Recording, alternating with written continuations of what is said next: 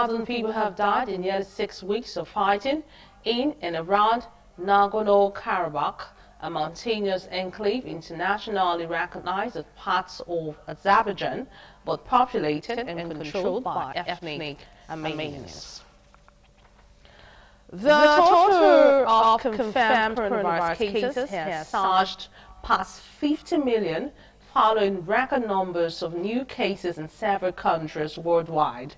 More than 1.25 million people have now died after control for a quarter of all cases. Europe, with more than 12.5 million cases and 305,700 deaths, is again a hotspot after being the first epicenter of the pandemic earlier this year. In the U.S., just under 10 million have tested positive. It has seen more than 120. France on Sunday recorded 38,619 new cases, 152 cases. France also registered 271 deaths, bringing the total to 40,439. The country is just over a week into a second lockdown with the aim of curbing the spread of the virus. In the UK, which has seen the highest number of deaths in Europe, there were 20,572 new cases and 156 new deaths, bringing the total to 49,044 deaths.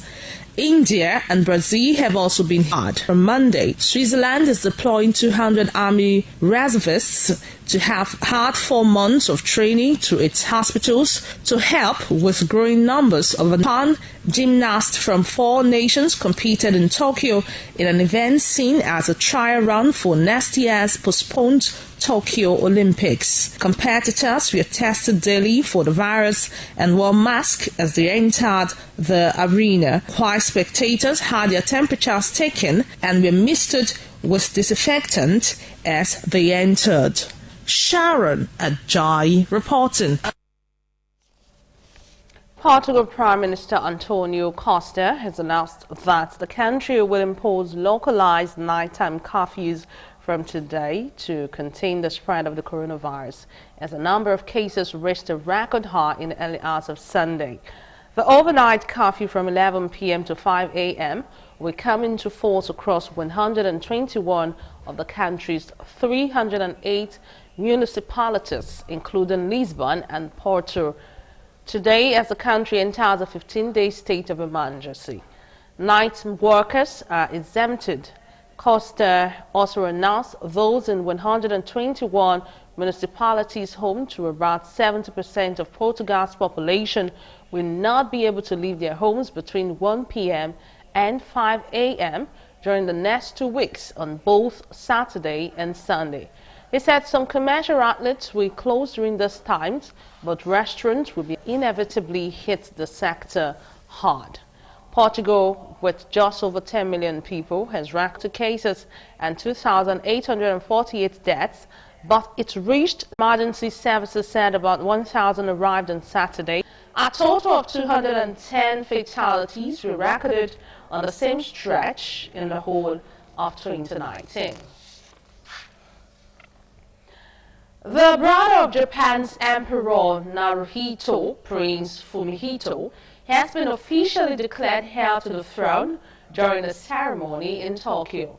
Fumihito is 6 years younger than his brother Naruhito, who became monarch last year after their fathers abdicated. The ceremony had been delayed by 7 months because of the coronavirus pandemic. According to reports, it was attended by the imperial family and 46 guests, most of whom were wearing masks and maintained a distance from each other. During the ceremony, Naruhito declared Fumihito crown prince to the people of Japan and abroad. Emperor Emeritus Akihito abdicated last year. He was given permission to abdicate after saying he felt unable to fulfill his role because of his age and the Terran Leon. Some Super Eagles players have suffered flight cancellations. Jutsa Kelechi Iheanacho and goalkeeper Maduka Okoye have arrived in Nigeria and will storm the camp in Benin, venue of the match on Tuesday. Camp opens today ahead of the game scheduled for Friday at the Samuel Ogbemudia Stadium before they will jet out to Sierra Leone for the return leg, which is built Flyers with 6 points from 2 games and might book their ticket for Cameroon 2021 if they win the double fixture.